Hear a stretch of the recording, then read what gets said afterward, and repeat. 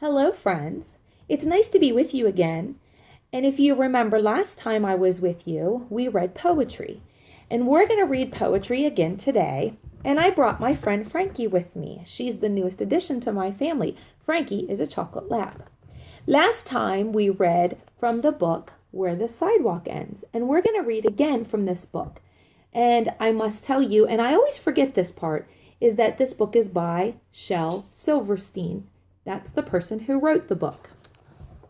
I think Frankie wants down. Our poetry today is all about food, and some of them are silly. Most of them are silly. So today's first one we're going to start with is called Pancakes. Who wants pancakes? Sweet and piping hot. Good little Grace looks up and says, I'll take the one on top. Who else wants a pancake? Fresh off the griddle. Terrible Teresa smiles and says, I'll take the one in the middle. See the stack of pancakes? That's a big stack of pancakes. Our next poem is called Peanut Butter Sandwich. I'll sing you a poem of a silly young king who played with the world at the end of a string. But he only loved one single thing, and it was just a peanut butter sandwich. His scepter and his royal gowns, his regal throne and golden crowns were brown and sticky from the mounds and drippings from each peanut butter sandwich. His subjects all were silly fools, for he had passed a royal rule that all that they could learn in school was how to make peanut butter sandwiches. He would not eat his sovereign steak. He scorned his soup and kingly cake, and told his courtly cook to bake an extra sticky peanut butter sandwich. And then one day he took a bite and started chewing with delight, but found his mouth was stuck quite tight from his last bite of peanut butter sandwich. His brother pulled, his sister pried, the wizards pushed, his mothers cried. My boy's committed suicide from eating his last peanut butter sandwich. The dentist came, the royal doc, the royal plumber banged and knocked, but still those jaws stayed tightly locked. Oh, darn that sticky peanut butter sandwich. The carpenter, he tried with pliers. The telephone man tried with wires. The firemen, they tried with fires, but couldn't melt that peanut butter sandwich. With ropes and pulleys, drills and coil, with steam and lubricating oil, for 20 years of tears and toil, they fought that awful peanut butter sandwich.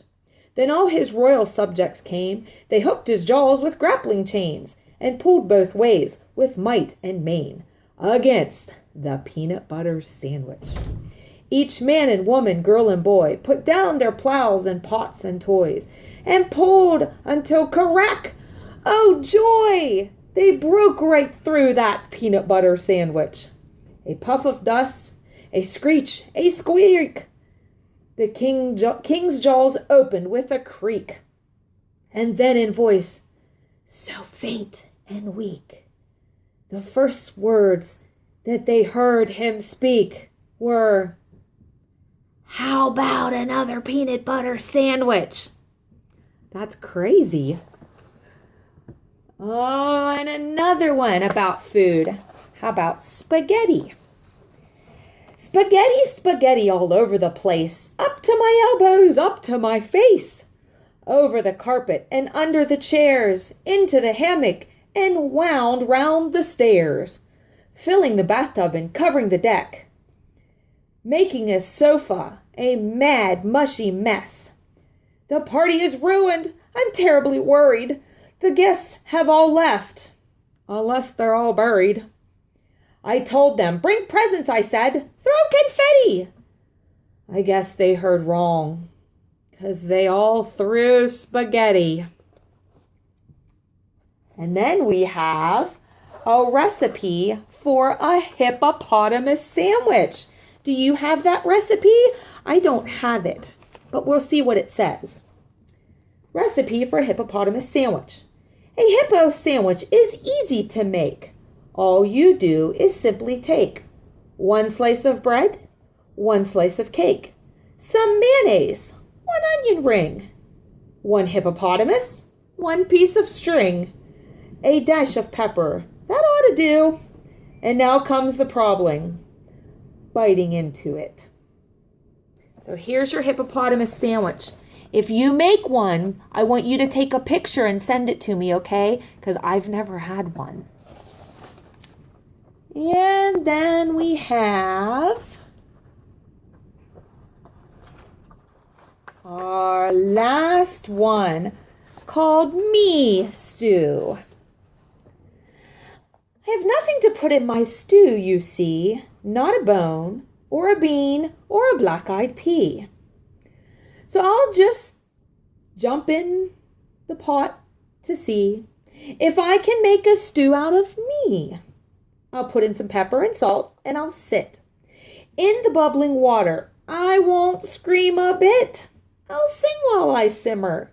I'll smile while I'm stewing. I'll taste myself often to see how I'm doing.